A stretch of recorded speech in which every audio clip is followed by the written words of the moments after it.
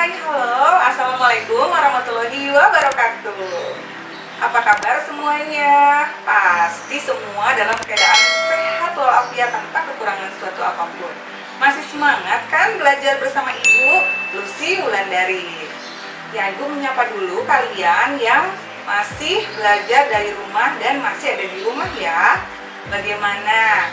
Pertemuan kita yang ketiga kali ini akan mengakhiri pertemuan kita di KD 3.1 di mata pelajaran otomatisasi tata kelola humas, yaitu ruang lingkup humas. Untuk keterampilannya yaitu mengelompokkan ruang lingkup kehumasan. Sudah kalian lihat video pembelajaran pertemuan pertama dan kedua? Bagaimana? Ada kesulitankah atau ada kendala yang belum kalian pahami? Ibu ulangi lagi sekilas mengenai KD 3.1 di pertemuan pertama dan kedua ya.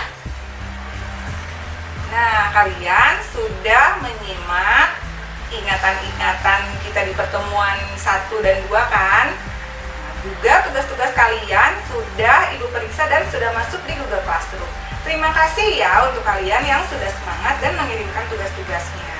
Hari ini sebagai penutup untuk menutup pertemuan kita di KD 3.1, Ibu akan memberikan materi yaitu mengenai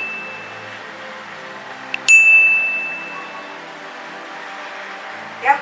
Nah, Ibu akan membahas mengenai macam-macam public internal dan eksternal yang minggu lalu sudah disinggung sebelumnya. Hari ini Ibu paparkan lebih jelas lagi ya. Oke, kita bahas satu persatu mengenai public internal. Menurut Ruslan, public internal adalah publik yang menjadi bagian dari unit, lembaga, badan, perusahaan, atau organisasi itu sendiri. Nah, seorang humas harus mampu mengidentifikasi atau mengetahui jenis-jenis publik internal yang termasuk kepada publik internal. Yang pertama adalah publik internal primer. Itu sudah Ibu singgung minggu lalu ya. Nah, contohnya adalah pimpinan dan karyawan yang bersangkutan pada perusahaan tersebut. Kemudian yang kedua adalah publik internal sekunder, yaitu publik yang kurang penting bagi perusahaan. Contohnya keluarga pimpinan dan keluarga karyawan instansi yang bersangkutan. Dan yang ketiga adalah publik internal marginal, yaitu publik yang bisa diabaikan. Contohnya pensiunan, pegawai tidak tetap, atau pegawai alih daya atau dikenal dengan outsourcing. Apa saja sih kegiatan publik internal ini? Biasanya kegiatan publik internal adalah yang pertama, menyampaikan informasi melalui papan pengumuman, meliputi pengumuman program kerja atau kebijakan pimpinan di perusahaan. Selanjutnya, mereka juga mengemukakan hasil-hasil yang telah dicapai perusahaan, yang biasanya masih harus diusahakan pencapaiannya kepada pihak yang terkait. Kemudian, kegiatan publik internal adalah mempelajari program kerja secara detail melalui buku pegangan pegawai. Juga menjaga komunikasi yang baik di antara karyawan, terutama antara atasan dan bawahan. Selain itu, perlu ada kontak pribadi sehingga suasana akrab dan luas dalam pergaulan akan tercapai. Kemudian, tugas lainnya adalah mengadakan pertemuan, mengeluarkan pendapat dari isi hatinya, serta mengisi kotak suara bagi para bawahan yang tidak berani mengemukakan apa pendapat yang ada dalam dirinya.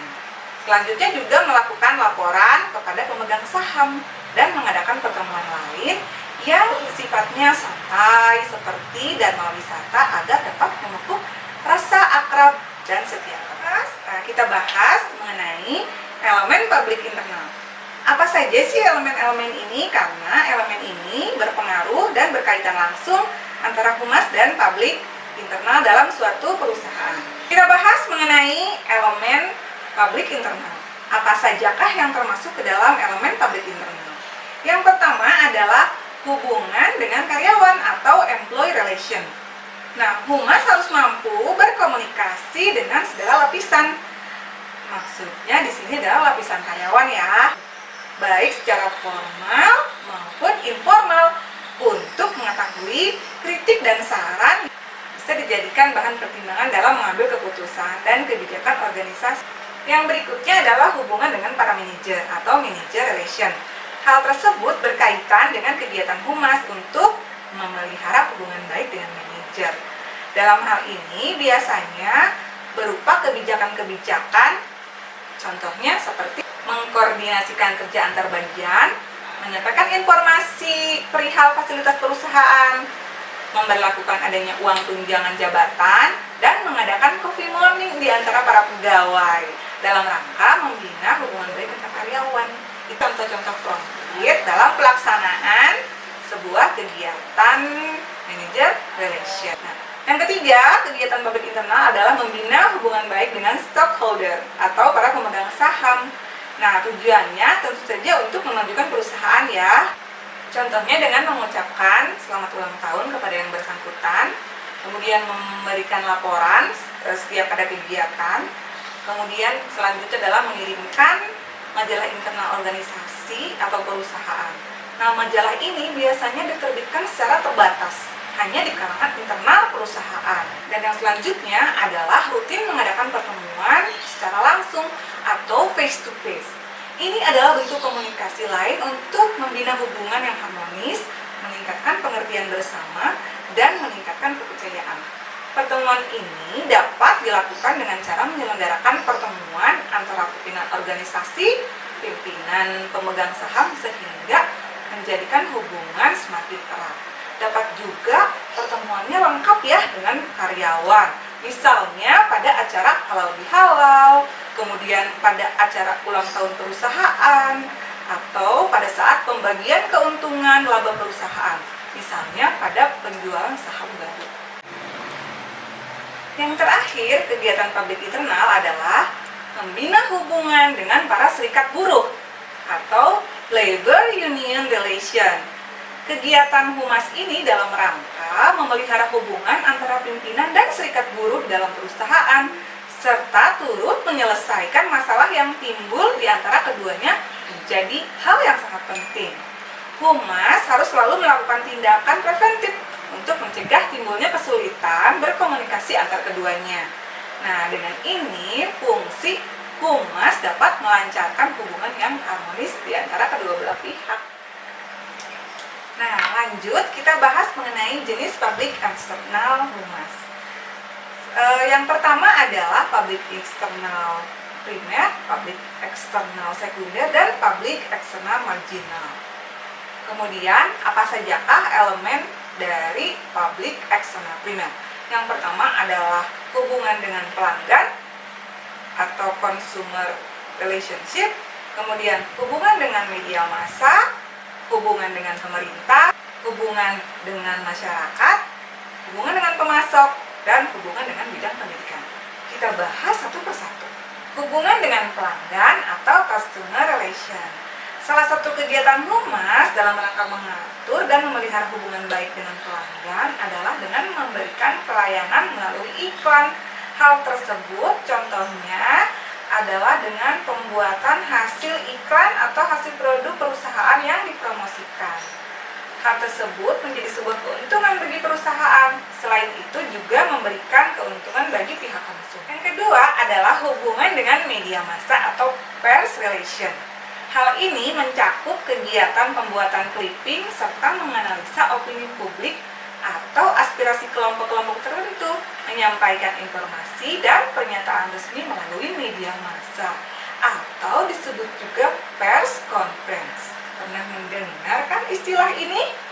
Pasti kalian sering mendengar ini, mendengar istilah pers conference atau jumpa pers ya, serta membina hubungan baik, komunikasi dua arah dengan wartawan dan redaksi media massa. Biasanya perusahaan akan mengundang pers atau wartawan ketika meluncurkan produk baru atau sedang menangani pemasaran baru. Nah, kegiatan ini dapat membina suatu hubungan yang baik dengan media massa atau dengan pers. Tujuannya untuk apa? Nah, tentu saja tujuannya adalah dapat mengontrol dan mencegah serta meminimalkan pemberitaan yang salah. Berikutnya adalah membina hubungan baik dengan pemerintah atau government relation. Nah, biasanya meliputi kegiatan-kegiatan yang pertama, memberikan ucapan selamat hari jadi pada pemerintah pusat atau pemerintah daerah. Misalnya, selamat ulang tahun atau selamat hari jadi Kota Bogor, gitu ya. Nah, kemudian mengirimkan agenda kegiatan kepada instansi pemerintahan terkait dengan cara membagi-bagikan sebuah agenda kerja. Biasanya itu dilakukan memang dalam kegiatan humas. Yang ketiga, mengadakan kegiatan kesenian, olahraga, mensponsori kegiatan, baik itu konteksnya nasional, konteksnya internasional, ya, dilakukan dalam rangka mengharumkan nama bangsa. Jadi semuanya ikut terlibat dalam kegiatan-kegiatan yang arahnya lebih menunjukkan kepada citra baik perusahaan. Tidak heran kalau misalnya kita sering menemukan kegiatan ini disponsori oleh perusahaan ini. Ibu tidak memberikan contohnya ya, karena kalian harus mencari contohnya sendiri nanti di kegiatan belajar yang ketiga. Yang keempat adalah membina hubungan dengan masyarakat sekitar atau community relation. Hubungan dengan masyarakat atau penduduk mencakup kegiatan membina hubungan baik dengan penduduk atau masyarakat. Sekurang-kurangnya dengan penduduk di area sekitar ya. Contohnya, biasanya di sekitar perusahaan itu memberikan beasiswa khususnya kepada masyarakat sekeliling perusahaan, mendirikan sekolah dalam usaha menggalakkan pendidikan, mendirikan asrama bagi mereka yang memerlukan, dan membantu mendirikan tempat ibadah.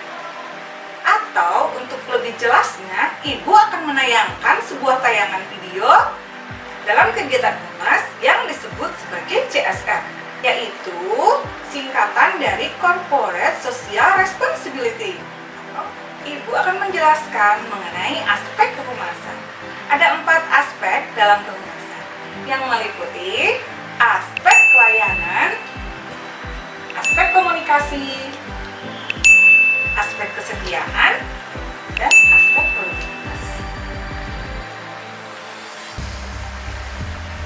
Dalam hal ini, penjelasannya akan Ibu sampaikan melalui Google Classroom ya. Nah, bagaimana anak-anakku?